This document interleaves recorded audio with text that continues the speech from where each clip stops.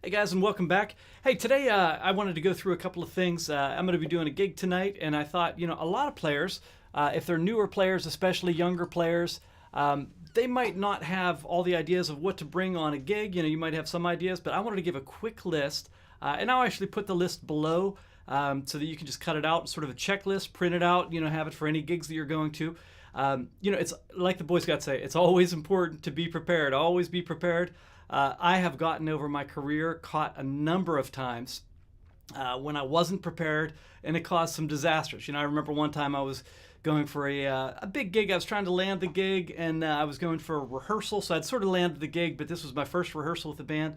This was back in the day with like rack stuff, so I had all my rack stuff, my amps, my pedals, all of that stuff, and I got to the rehearsal space, and I didn't have a guitar. And the guy there bailed me out with like a bad old acoustic guitar that I had to play all these electric parts on. Very embarrassing. I remember two other times. Once I was I was in my early 20s, 21 or something, and I was playing, there was a jazz legend, his name was Nathan Davis. I was playing on his record. I was thrilled. It was like probably the biggest thing that I had done at that point, and was really excited about playing with this guy. And almost immediately I broke a high E string, and I realized I didn't have a high E string. I only had a B string. So I had to play the whole session with a B string on. It was hard to tune up because I had a floating bridge, and it was a bear to play on. I got through it and I survived, but it was hard. And another time I broke a string on, I forget which string it was, but I broke a string on a gig. It was a jazz gig that I was doing, like a jazz-ish gig, sort of a half-half gig. And I thought to myself, they were really good players I was with, but I thought to myself, I'm going to see if I can get through this whole gig missing this string and see if anybody notices. And if not, then I've done well. And I did get through the gig. Nobody did notice. But man, I sweated through the gig. So I'm going to take you through a couple of things that are important. Let me just go through a list here so I can watch this. These are like the essentials of what you need to bring. So if you're going somewhere, even if you're going to a rehearsal or something like that, or if you're going to jam with friends or whatever, these are things that you probably need. If you're going to a jam session, you might want to have a couple of these things at least in your car. Okay, so the things that you want. Tuner. I always say tune early, tune often. I oftentimes tune between every song on a set. Just because guitars go out of tune, there's nothing worse than hearing somebody out of tune. And it's frustrating when you're playing and you're out of tune. Nothing really sits right. It always feels bad to you. You want strings, as I've said, and a string winder. The reason you want a string winder and a cutter, it just makes it quicker if you have to, put a string on between songs or something like that. A winder really makes it a lot faster. You want picks, of course. I have gotten caught before with wrong picks where I'd go to a gig and I'd only have like an extra light pick, or I've known guys who have used, had to cut up their credit card or something like that for a pick. So bring your picks. I always have extra picks in my cars, so I just toss them in the glove box or wherever. I have one in my wallet. That way if I get somewhere and I don't have a pick, and I've had to use that before, so I have a pick and it's my bailout pick that I can use. You want to have batteries for two reasons. If you have any active instruments or something, like this instrument actually has an active pickup in it. The bridge pickup's active, or I have like I don't know what you call it, an LR Baggs acoustic pickup in it. And so I don't want it to go dead in the middle of a set and not have a battery. I have been on sessions before where I've had a battery go bad, and luckily the studio would have a battery, but you don't want to be in that position where you're like, oh guys, do you have an extra battery for me? So always carry some extra batteries with you.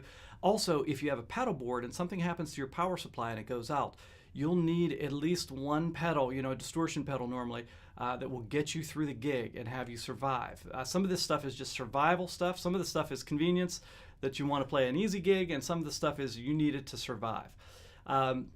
You should have your cables with you, your instrument and your speaker cables. Make sure you have a whammy bar for your guitar if you need it. A flashlight is always really important, especially if you have rack stuff, but no matter what, flashlight is important.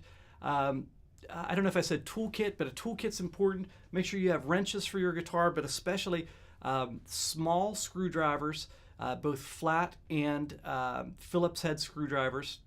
And then some other essential things, needle nose pliers, some things like that. I used to actually carry around a little soldering kit just in case, because I soldered all my pedals on my pedal board. If something went wrong, I could fix it pretty quickly.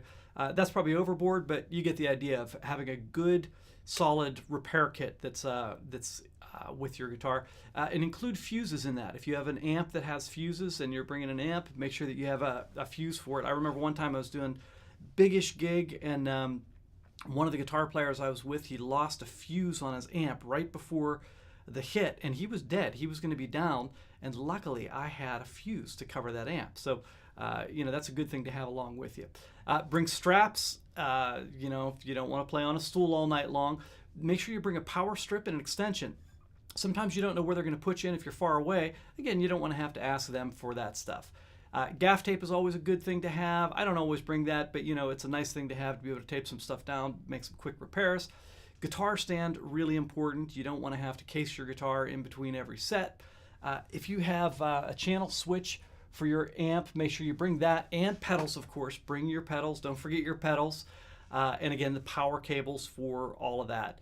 And then a lot of guys on bigger gigs, they'll bring spare guitars. They'll have tuned guitars. That's an important thing, that you have a tuned guitar near you. Some guys will bring an extra amplifier. I don't think I would go that far most of the time, but unless it's really vital stuff.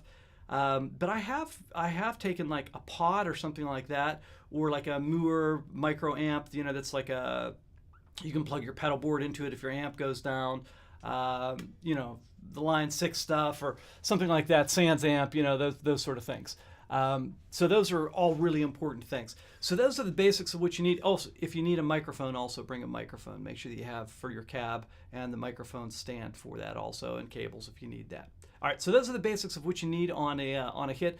But as important as all of those are too, make sure that you come to the gig prepared, on time, and on time normally means 15 minutes early. Just show up early.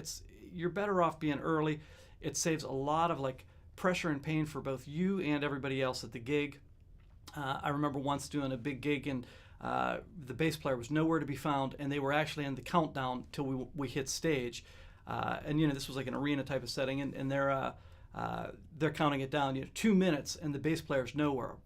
Minute 30, and I see the bass player strolling up like it was nothing. But the whole band was in terror. Didn't bother him a bit, but the whole band was really edged out when we hit the stage. So I talked to him afterwards, and I said, "Man, you almost gave me a heart attack. Show up on time, be stage side 5-10 minutes before you need to do your hit. Don't make people go running for you, and show up on time, and show up with a good attitude. Make sure that you got a smile on your face, even if the day went badly and stuff. These guys, they want to have fun, they want to make good music, and there's a rapport on stage that you get when people are like that. They're glad to be with each other. So hopefully those are some good tips for you. And again, down below you can see a list of stuff. I would just copy and paste that, put it on a piece of paper, slip it in your guitar case or something before you go off to a gig. Just take a look at it. It'll bail you out more than once, I'm sure. All right, signing off. Good seeing you guys.